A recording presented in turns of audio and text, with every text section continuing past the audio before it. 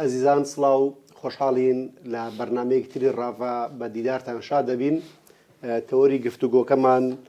قسەکردنە بێ لەبارەی حکوومەتی نوێی عێراق و جێبەجێکردنی ڕێکوتنەکان. ئەم بابەتە گفتوگۆکەین بە میوانداری زۆر بەڕێز کاگرۆڤ ڕەباتی،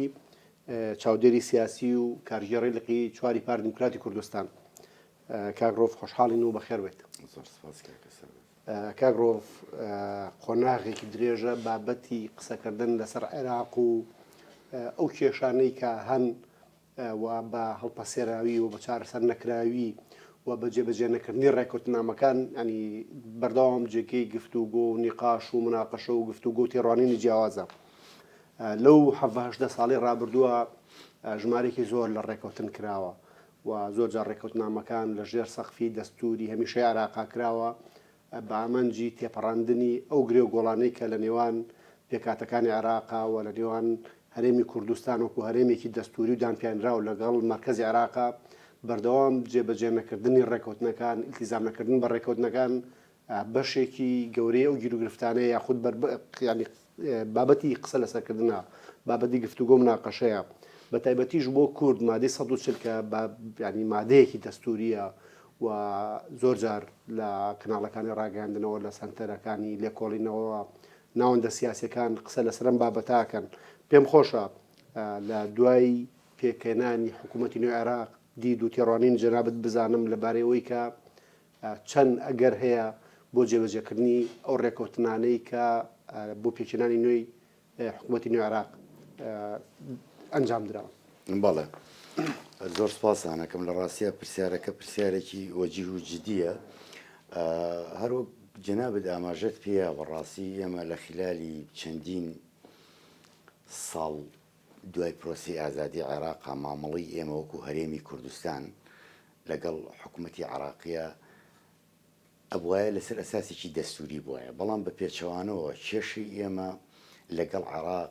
کێشەیەکی بنیادیە بەڕاستی بۆ لەبەر ئەوەی کەوە دەوڵەتی عێراق هەر بۆ خۆی کۆمەڵە کێشەی بنیادی هەیە، ستراکچەری هەیە. خۆتان ئاگادارن لە دوای 2023 ڕووخانی ڕژێمی بەعەس ئەو حکومەتانی کە دروست بووە بە ئەنجومەنە سەرەتاییەکانیشەوە بەڕاستی هەمیشە بە عەقڵێتێکی دیموکراسیانە و بە عەقڵێتێکی مۆدێرنانە سەیری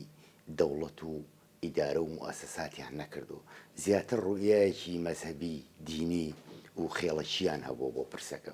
کەواتایەکێ لە کێشەکانی ئێمە لەگەڵ عێراقا کێشەی عەقڵێتە، کێشەی عەقڵێتە لەگەڵ دەوڵەتە و بەڕێوەبردننی دەوڵەت. بۆیە من پێم وایە پرسی کارەکتەرەکان ئەتوانم بڵێم پەیوەندیەکی ڕاستەوخۆی هەیە بۆ وەزعیکەوە لە عێراقەوە هەیە سەقامگیر نابێت و حکومەتەکانیش کە دروست دەبن بەڕاستی ئەم حکومەتانە کە ئێمە مامەڵەمان لەگەڵا کردوون ڕوئیایەکیان هەیە هەمیشە ئەیانەوێت هەرێمی کوردستان کە وەکو قەوارەیەکی دەستوری دانپیادانراوە ئەیانەوێت ئەم هەرێمە لاواز بێ، هەرێمێکی بەهێزیان ناوێ بەڕاستی. ئەمە یەکێکە لەو کێشانە و ئەگەر ئێستش بەراوردێکی زانستیانە بکەیت لە نێوان بارودۆخی سیاسی کۆمەڵایەتی ئابووری گەشەکردنی باڵین دەروی سنووری هەرێم مەبەستم عێراق و شارەکانی عێراق لەگەڵ هەرێمی کوردستانە یعنی زۆر بە ئاسایی جیاوازیەکە ئەبینی لە ڕووی خزمەت گوزاریەوە، لە ڕووی پرۆسەی با بڵین ژیان و گوزەرانی خەڵقەوە، لە ڕووی مەسایل و مامەڵی دیموکراسیەوە، یعنی ئەبینین کە وەزعیەکەتەکان چۆنە. لە دوای 2023ەوە دەوڵەتی عێراق هەمیشە ئەمە ڕوئیای بووە سەبارەت بە مامەڵەکردنی لەگەڵ هەرێمی کوردستانە. بەنیسبەت ئێمەشەوە بەڕاستی ئێمەش خۆمان وەکو هەرێمی کوردستان کۆمەڵی کێشە و گیر و گرفتمان هەبووە لە ناوخۆدا کە خزمەتی ئەو پرۆسەیە نەکردو. بۆیە من پێم وایە بەڕاستی هەم بۆ بارودۆخی خۆمان لە هەرێمی کوردستان هەم بۆ بارودۆخی عێراق خەتا و گوناحەکان دەتوانم بڵێم دووسەرەیە. ئێمە نەمانتوانیوە یعنی هیچ کاتێک نەمانتوانیەوە بە خەتاپێکی یەکگرتووی کوردستانیانە بچینە بەغا مامەڵە بکەین. تۆ تەماشای ئەم بارودۆخی ئێستا بکە کە ئێمە هاینتیە ئەمە حکوومەتی عێراق یعنی زەمانێکی ئەوەنە نییە دروست بۆ بەڕاستی ئێمە حتا زەمەنێکی وامان لە بەردەستانیە کە بتوانین ڕوویایەکی زانستیانە تەڕحکەین بۆی بزانین ئەم حکوومەتەی محەممەد شیع سوودانی چۆنە بێ ئایا لەوانی پێش خۆی باشترە بەرحاڵ ناتوانین لە بەرەوەلانی کەمە بێت 6 مانگێک ساڵێک تێپەڕ بێ بەسەر ئەم حکوومەتە بزانین ئایا تا چەند دێتە پای ئەو ڕێکەوتنانەی کە ئەگەر سێری مادەکانی دەستوری عراق بکەی زیاتر لە 50 مادە پێشێل کراوە بەرامبەر بە ماف و داخوازەکانی گەلی کوردستان کە ئەمانە هەمووی مافی دەستوریە هەر لە مادەی سەڵچلەوە بیگرە هەر لە مەسائیلی موازنەوە بیگرە هەر لە پرسی مامەڵەکردنی نادەستوریانە لەگەڵ حکوومەتی هەرێما یعنی کۆمەڵی کێشە و گرفتی زۆرمان هەیە ئەم حکوومەتانی پێشووتر نەیانتوانیەوە ئێستش بەڕاستی من قەناعەتم وایە هیچ گەرنتی و زەمانێکی وانیەکەوە محەممەد شیع سوودانی بتوانێت جێبەجێ بکە بۆ کۆمەڵی هۆکار هەیە یعنی هۆکارەکان زۆربەی سیاسین و زۆربەی مۆزوعین زۆربەی زیاتین وەکوتم لەسەر ئاسی عقلێت و تێڕوانینی کارمەندان و بەڕێوەبەرانی حکوومەتی عراقی هەستەکەم ئێستش ئەو ڕوویایان هەیە کە نایانەوێ هەرێمێکی بەهێزە بێ ئۆزای دەنەوەی لە ڕوویایەکی زۆر خێڵەکی زۆر نادیموکراسیانە سەیری پرسەکەکەن وە ڕوویایەکی بەڕاستی زۆر دینیانە و مەزهەبیانیان هەیە بۆ پرسەکەم بۆیە من قەناعەتم وایە سیاست زیاتر لەسەر کۆنتێکستێکی مۆزوعی و بابەتی نییە ئەوەندەی لەسەر کۆنتێکستێکی شخصیە لەگەڵ عراقە ئەگەر بۆ نمونە وەکو سەمپڵێک جەنابی سەرۆکی هەرێم کاک نێچیروان بەردانی پەیوەندی باش بێ لەگەڵ کارکتەرە سەرەکیەکانی عراقا ئەوە وەزع باشە ئەگەر باش نەبێ خراپە یعنی نەچۆتە سەر ئەساسێکی وەکووتم مۆزوعی ئەوەی کە پێویستە بۆ مامەڵاکردن ئەم هەلوو مەرجە من وا ئەیخوێنمەوە ئێستش بەنیسبەت بارودۆخی خۆمانەوە بەڕاستی من بە بارودۆخێکی ئیجابی نابینم و گەشتبین نیم من بارودۆخەکە بە کورتی و بە کرمانجی وا ئەبینم کە ڕەشببینیەکی تایە ڕەشببینیەکەش لەسەر ئەساسی هۆکار و فاکتەرە ذاتی مۆزوعەکانە کە باسم کرد کاگڕۆڤ ناوخنی قسەکانتە باسیەوەت کرد کە لە عێراقەوە ڕوئایەکە تێگەشتنێکێ بۆ ئەوەی کە هەرێمی کوردستان هەرێمێکی بەهێز نەبێ بەردەوام کار بۆەکەن کە هەرێم ئەگەر قوڵ بکرێ بە هەرێمێکی لاوازەوە قوڵ بکرێ و حزوری کورد ئەو حزورە باش و کاریگەر و جێکەوتە گەورەی نەبێت ینی هەز ناکەی ئەم بابەتە لەو قۆناغی حەڤهشتە ساڵە بەردەوام ڕەنگیاوەتۆ لە ناو سیاست حکوومەتی عێراقیە و ئەمە هۆکارە جەوهەریەکەی جێبەجێ نەکردنی ڕێکەوتنەکان بێت لەگەڵ هەرێمی کوردستان سەرباریەوەی کە بۆ نمونە زۆر جار هەرێمی کوردستان دەڵێ داواکە دەڵێ با بگەڕێنەوە بۆ دەستور بۆ با مادە دەستوریەکان پێشێل نەکرێت لە بەرامبەرمانە زۆر جار یاساناسەکان کاربەدەستە سیاسەکان ئەڵێن کە زیاتر لە 50 بۆ 55 مادەی دەستوری لەسەر بەرامبەر هەرێمی کوردستان جێبەجێ ناکرێت هەز ناکەی ئیلتیزام نەکردن بە دەستور و هەرمەی جەنابشتکە فەرموویت کە هەوڵێکەیە بۆی کە یان تێگەشتنێکی بۆی کە ئەوان هەرێمێکی لاواز قبوڵەکەن نە هەرێمێکی بەهێز بەڵێ بەڕاستی کاکە سەربەست خۆی ئەگەر بیت لەسەر ئاسی سیاسەتی ئیقلیمی و ناوچەکە لەسەر ئاسی سیاسەتی ڕۆژهەڵاتی ناوەڕاز و لەسەر ئاسی نێودەوڵەتی ئەو کاریگەریە ڕاستەوخۆیانی کەوا لەلایەن دەوڵەتی ئەوروپی و ئەمریکاوە لەلایەن دەوڵەتانی ناوچەکە لەلایەن تورکیا و ئێران و رووسیا و حتا ئەو تەسیراتانی کە سین هەیەی وەکو هێزێکی دەرکەوتووی زەبەلاح لە منطقەکەی ئێمە و پەلی هاویشتووە ئەمانەش بۆ خۆی کۆمەڵێک ئاڕاستە و بەرژەوەندین کەوا تەسیراتیان هەیە بەڵام کێشە سەرەکیەکان وەکووتم ئەگەر بتوانین ڕیزبەندێکی بۆ دابنین پۆلێنی بکەین یەک مەسلەی عەقڵەتی کاربەدەستانی عێراقی وەکووتم ئەو عەقڵەتی کە ناتوانێت تەجاوز بکە لە حەلەقەی ڕوئیا مەزهەبی و دینی و خێڵەکیەکە بێتە دەرەوە بەڕاستی خەڵقی خێڵەکی و خەڵکی مەزهەبی و ئاینی نازانێت بنیادی دەوڵەت چییە دەوڵەتمەداری تیا دروست نابێ بەڕاستی ئەمە هۆکارە ئەساسیەکەیە بەڕای من تا ئێستش ئەو بازنەیە نەتوانراوە بشکێنرێ دووهەم وەکووتم ئەوان هەمیشە ئەیانەوێت کە کوردستان و هەرێمی کوردستان هەرێمێکی بەهێز نەبێ بەڵکو هەرێمێکی لاواز بێت و سنتەر هەیمەنە بکا بەسەریە. ئەمە دوو لە هۆکارەکانە. هۆکاری سێم وەکووتم تەسیراتی مەساڵحی و کێشە و ململانەی ئیقلیمی و نێودەوڵەتی ئەوانە شەیە. گرنگەوەیە ئێمە چی بکەین وەکو کورد؟ ئێمە ئەبێ لەگەڵم بارودۆخە بڕۆین. بەڕاستی کورد لە هەلومەرج و بارودۆخێکی سیاسی خراپ هەیە. ئێمە ئەبێت هەمیشە ڕوئیا و جیهانبینی خۆمان هەبێ بۆ کێشەکانی خۆمان. بەڕاستی نەکەوینە ژێر تەسیراتی هیچ یەکێک لەو سیاسەتانی کە باسمان کرد و کورد تحملی سیاسەتی میحۆریگیری ناکە. بەڕاستی ئەبێت ئێمە سەیری ئەو دەسەڵاتی خۆمان بکەین لە چەند ساڵی ڕابردووە بزانین چۆن مامەڵەمان لەگەڵا کراوە. تا ئێستاش ئەمریکا و ئەوروپا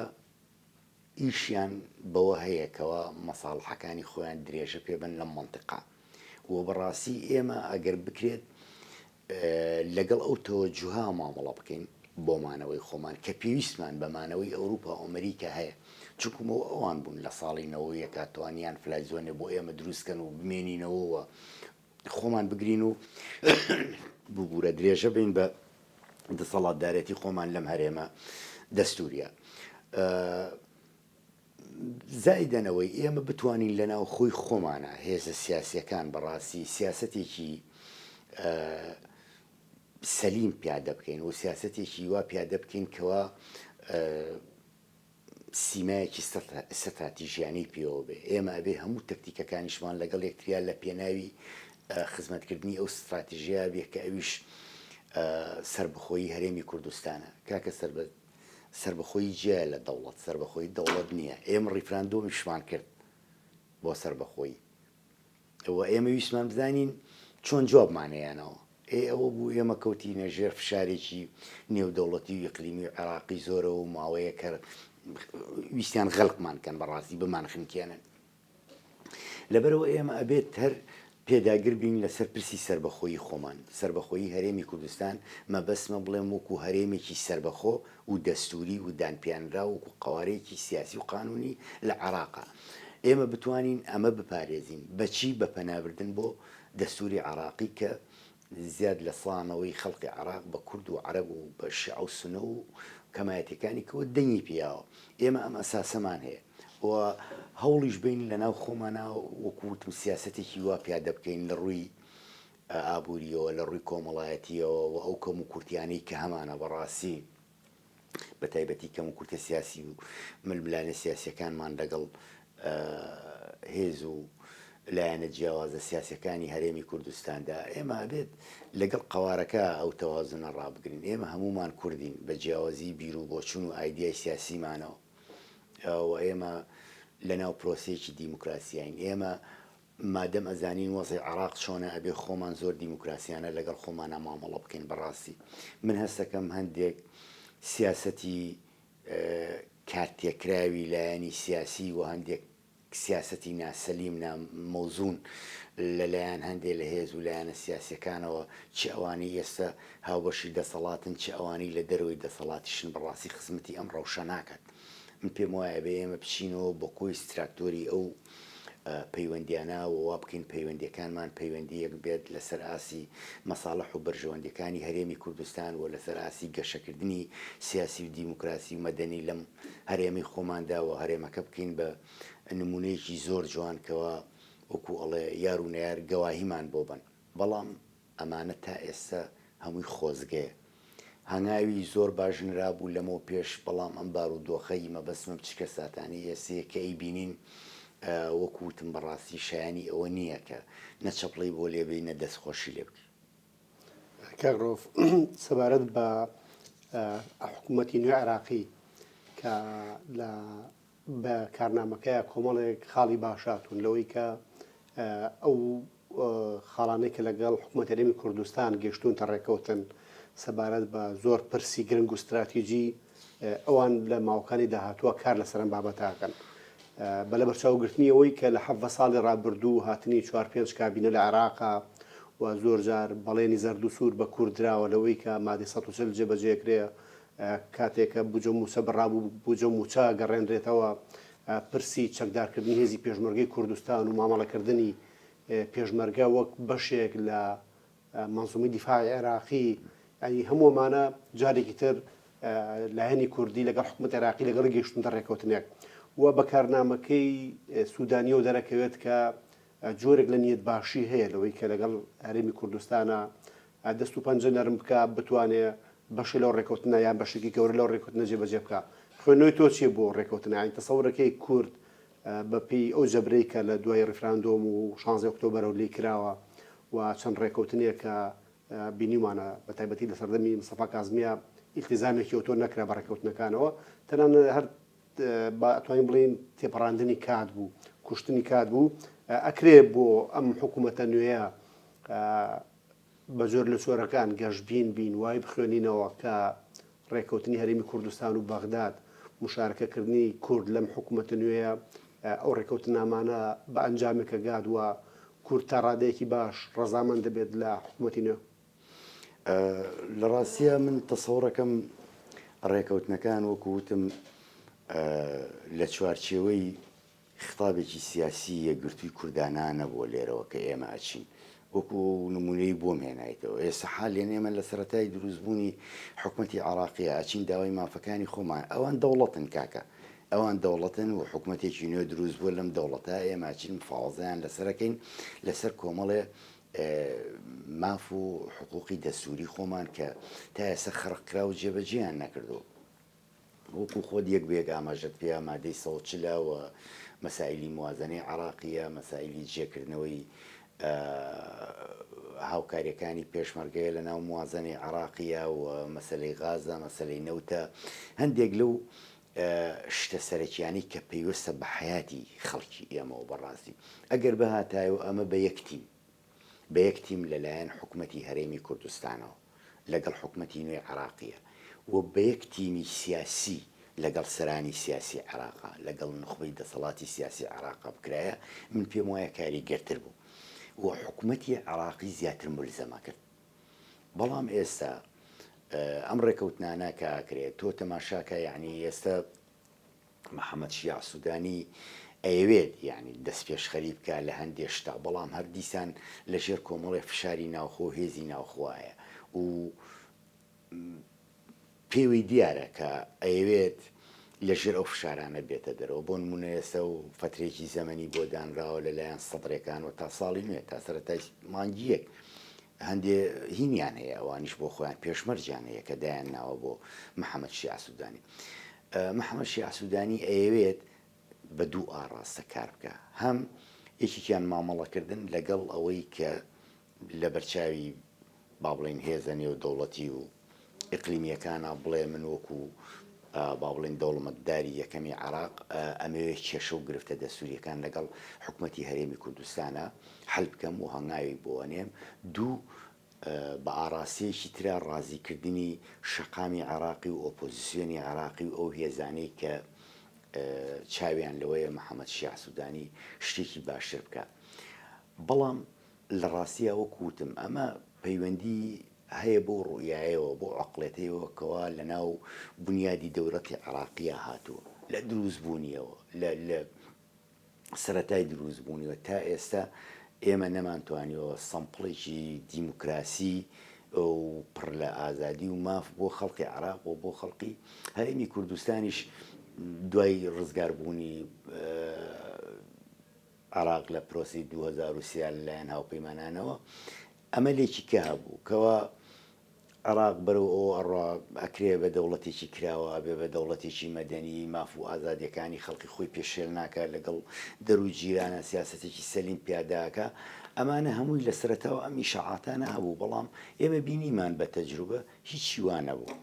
بۆیە من قەناعەتم وایە محەممەد شیع سوودانی بۆ مانەوەی خۆی و بۆ بەهێزی پێگە سیاسەکەی خۆی محاوەلات ئەکات بەڵام وەکوتم ئەگەر بێت و ئەم بربەستانە لابەرێ لە بەردەمی خۆیە محەممەد شیع سوودانی لە بەردەمی دوو با بڵێن وەڵامدانەوەی زۆر گرنگ و مۆزوعیەیەکیان وەڵام بە حەق و مافە دەستوریەکانی خەڵقی کوردستان یەکێکیشیان وەڵام بە شەقامی عێراقی و بە خەڵقی عێراق بۆ ئەوەی ئەو کێشە و گیر و گرفتەی کە هەیە نەمێنێت چکم تۆ سێری واقعی عێراقە کاکە سەربەزێستە تا ئێستش میلیشیا دەوری هەیە تا ئێستش ئەرهابیە دەوری هەیە تا ئێستش تیمی مافیا دەوری هەیە خەڵق ئەفڕێنرێ خەڵق ئەکوژرێ وەکو سیمای حکوومەت و دەوڵەتداری بەڕاستی گەندەڵیەکی زۆر هەیە ئەوە محەممەد شیع سوودانی بۆ بەهێزکردنی خۆی ئەگەر سینناوێ بێ ئەگەر ڕاستی بە لەم ڕۆژانەی پێشوە ئەو پارانی هێنایەوەکەوە لەناو مەسایلی زەڕی بۆ ئەوانە دزرا بوو چەند ملیار دینارێکی گەڕانۆتەوە ئەو لە بەردەمی بەرپرسیارەتێکی مێژووی زۆر گەورەدایە ئەگەر بێت و ئەم پرسە لەگەڵ هەرێمی کوردستانە بور و ژێنێت وەکو حکوومەتەکانی پێشخۆی من پێم وایە سەرکەوتوو نابێ بەڕاستی تا بە ئاراسی ئەوە بڕوا کە هەرێمی کوردستان وەکو هەرێمێکی بەهێز بمێنێتەوە و مافە دەستوریەکانی خۆی ممارەسە بکە من دڵنیام لەم گۆشەیەوە حکوومەتی عێراق و دەوڵەتی عێراقیش دەوڵەتێکی بەهێزە بێت بەڵام ئەگەر هەر بۆ ڕوئیە سێری هەرێمی کوردستان و بۆ سیاسەتە مامەڵە لەگەڵ هەرێمی کوردستان بکەن کە هەرێمێکی زەعیڤێ و هەیمەنەی سنتەر زاڵ بێ بەسەریە من پێم وایە ئەوە معادلێکی پێچەوانەیە بەڕاستی زەرەر لە بنیادی دەوڵەتی عێراقی وە زەرەر لە حکوومەتانەژەیە اینجا بە هیواین لەبەرەوە من قەناعەتم وایە تا ئێستش حکوومەتی هەرێمی کوردستان و سەرۆکی هەرێمی کوردستان و هێزە سیاسیەکانیش بەڕاستی لەگەڵ ئەوان نین کەەوە ئاراسی چوونەوە بۆ بەغا بشێوێنن و تێکی بن لەوانەیە خەلەلەکە هەر لەوە بێت کەوتوتم یەکگرتوویەک لە خەتابی سیاسی کوردیانە ئەجینە دەرگا کراوەیە بۆ مناقەشەکان و هەموو شتەکان خراوەتە بەردەستی حکوومەتی عێراقی و هیچ ڕێگریەک نەماوە لە بەردەم حکوومەتی عێراقیە نە لەلایەن هێزە سیاسیەکانی کوردستان و نە لەلایەن حکوومەتی هەرێمی کوردستان و ڕێگری نەماوە بەڕاستی فەرمووەرن ئەمە کێشەکانمانە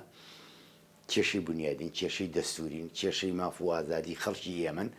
لە چوارچێوێکی دەستوری ئەبوومان چارەسەر بکەن وتی ئیدی مەسلەی ئیدارە و بەڕێوەبردننی خۆمانەوە خۆمان ئەیبین بە ڕێگاوە بەڕاستی ئەتوانین چۆن بتوانین وە مۆزوعی ئەوەشی کە ئەمێنێتەوە ئەم هەلومەرج و بارودۆخی یەستی کە دروست بووە بەوەی ئەو گۆڕانکاریانی کە لە دەور و بۆریا هەیە بە تایبەتی ئەگەر بارودۆخی ئێران لە بەرچاو بگرین بارودۆخی خروقاتی تورکیا لە بەرچاو بگرین بۆ هەرێمی کوردستان ئەم هەلوبەرجانە من پێم وایە کە سەربەز هەلومەرجی تێپەڕن ئیشتیازەکەن ئێستا وەزعێتێکەیە لە ئێرانە کەوتۆتە سەر پێ ئەو وەزعە یان ئەبێ سقوتکە یان ئەوێ سەرکەوێ بەڕاستی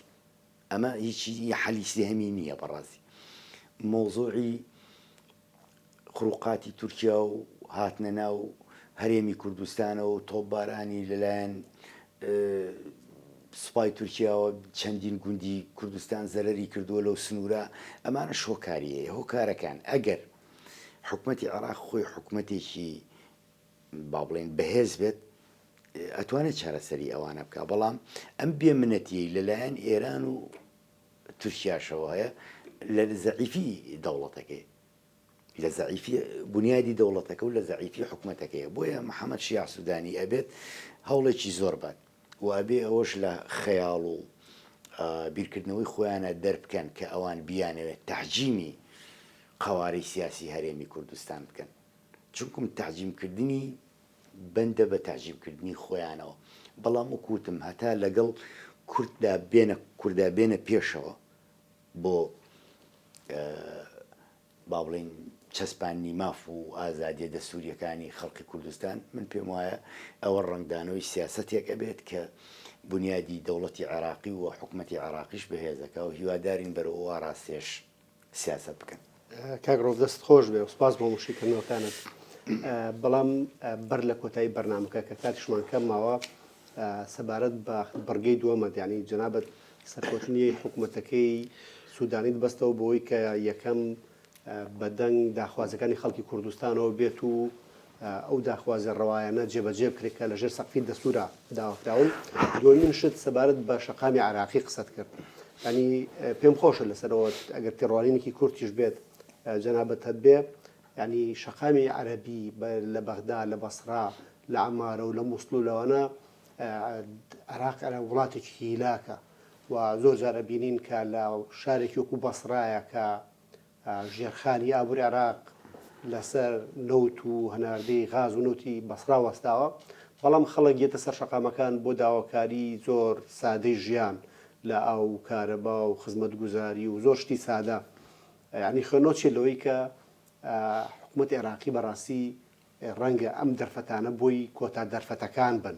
و مەرج نییە ئەم دۆخانە بەردەوام بن و هەموو 2-3 ساڵ جارێک هەڵبژاردنێک لە عێراق کرێ و کابینێک تەشکیل کرێت و دووبارە دەرفەتێک بدرێتەوە خوێنۆ لەو ڕوانگەیەوە چێ لەوەی کە پێچێ لە ناوەڕاست و باشووری عێراقیش دەرفەتەکان کەم بوو بێتنەوە. بەڵێ من هاوڕاتم بەڕاستی بارودۆخی عێراق ئەگەر ئێستا هەڵبسەنگێنین بارودۆخێکی لەبار و گونجاو نییە بۆ ئەوی کە تۆ بڵێیت حکومەتەکەی محەممەد شیاع سوودانی ئەتوانێت زاڵ بێ بەسەر بربەسەکانە بۆ چارەسەری ئەو بارودۆخانە نەگونجاوەکەوە لە شارەکانی عێراقا هەیە بەڕاستی کاک سەربەز دیسانەوە وەڵامدانەوەیە بە خەڵقی وەڵامدانەوەی جددیە بە حەقی ماف و ئازادی خەڵقی عێراق و ژیان و گوزەرانیان و دەستەبەرکردنیان ئەمە وەکوتم جگە لەو هۆکارە ذاتی و مۆزوعیانەی کەوا باسمان کردن کارکتەری فاشل و زۆر گەندڵ ناپرۆفشناڵ هەیە لە ناو حکوومەتی عێراقیە محەممەد شیاع سوودانی ئەبێ محاولە بکە ئیتر ئەگەر بە تەنسیقیش بێ لەگەڵ هێز و لایەنە سیاسی عێراقەکانە بۆ ئەوەی ئەو دەرفەتانە لە دەست نەچێت چارەسەری ئەمە بکات بەڕاستی ئەبێت حکوومەتەکەی محەممەد شیاع سوودانی حکوومەتێکی شەفاف کراوە و خزمەت گوزار وەکوتم وەڵام دەرەوەی داخوازەکانی شەقامی عێراقی ئەگەر بەم ئاراستەیە بڕوە دەرفەتی لەبەردەستا ماوە ئەگەر نەڕوا من قەنەعەتم وایە چارەنووسی لە حکوومەتەکانی کە باشتر نابێ کە بینیومانە بەڕاستی چکۆم ئەگەر حکوومەتێک لەو حکوومەتانە بەهاتایە و بیتوانێت خزمەتێکی زۆر باش و پابەندی بنەما دەستوریەکان ببوایە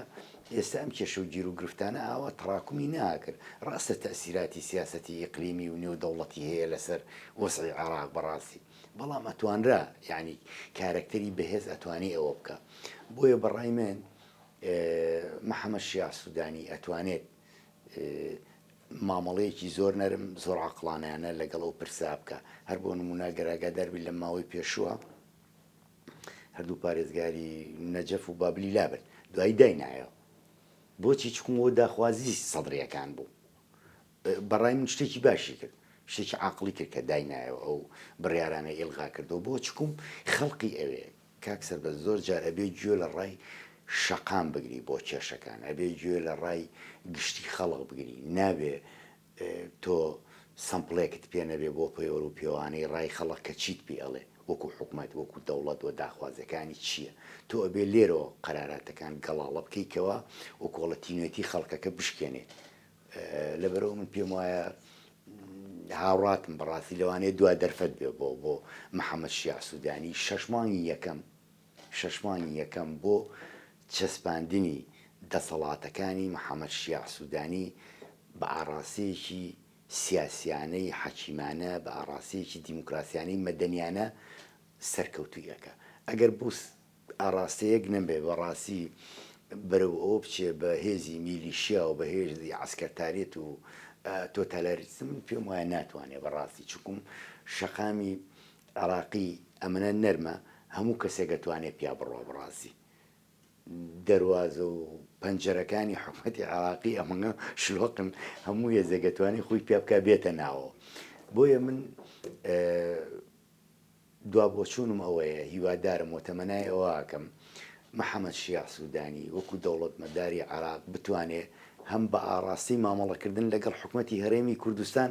عەقلانیانە مامەڵە بکە و تەجاوزی ئەو تەخەوی لە خێڵێکی و عەشایری و مەزەبی و دینیە بکات و مافە دەستور بێتە پایەوەی کە مافە دەستوریەکانی حکوومەتی هەرێمی کوردستان جێبەجێ بکات و بە ئاڕاستی دیکەشە لەگەڵ شەقامی عێراقی و لەگەڵ خەڵقی عێراق بتوانێت مامەڵەیەکی وا بکات ئەو گیر و گرفت و کێشە سیاسی و ئابووری و کۆمەڵایەتیانەی کە کەڵەکە بووە بتوانێت چارەسەری بکە ئەمەش تەمەنایە بەڕاستی بۆ هیواین کاگڕۆ ڕەباتی سوپاس بۆ ئامادەبوونت سوپاس بۆ هەموو شێکردنەوەکانت سپاس کاک سەرور. سپاس بزناش. سپاس. ئەزیزان بەم جۆرە هاتیمە کۆتایی ڕاوە و تا ڕاوەکردنێکی تر بەخواتان ئەسپێرین و خواتان لەگەڵ بێت.